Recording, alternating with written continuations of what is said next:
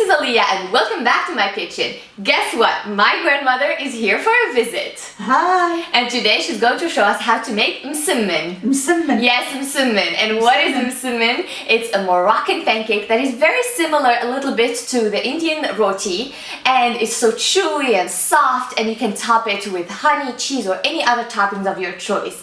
We usually eat it in Morocco for breakfast or an afternoon snack, especially with Moroccan mint tea. We're going to show you how to make it step by step, and we promise it's going to be super easy.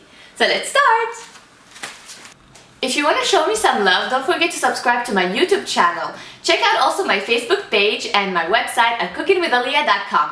And now you can get my free iPhone app from iTunes, where you can get all my recipes in your iPhone. You will need 2½ cups of all-purpose flour. Add ½ teaspoon of salt, ½ tablespoon of baking powder, ½ tablespoon of sugar, and 1 large egg. Mix all the ingredients using your hand. Now start adding warm water little by little until you form a ball with the dough. For this amount of flour, you will need 3/4 cup of warm water, but this will depend on the quality of absorption of the flour you are using. Important tip: add the water little by little while working the dough with your hand, so you don't put too much. You need just enough water for the dough to form a ball. However, it won't be too moist and it should definitely not be sticky. If you put too much water, just add a little flour to balance it. Place the dough on your kitchen counter and knead it with the palms of your hands. The movements have to be fast and energetic.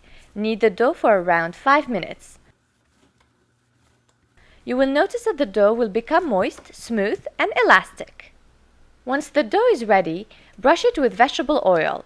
Grasp a portion of the dough and using your thumb and index fingers, cut small dough balls that are a little bigger than the size of ping pong balls.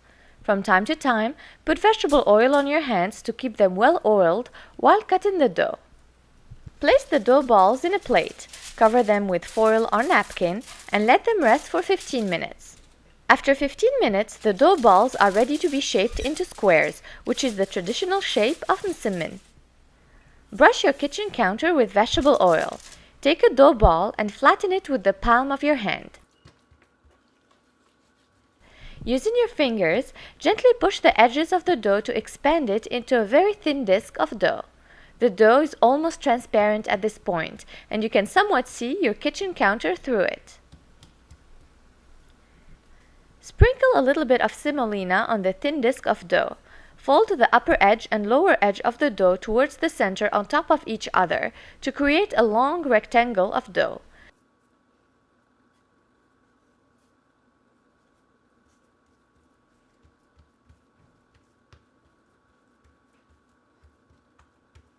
Sprinkle with semolina again, then fold the right and left edges of the dough towards the center on top of each other to form a square.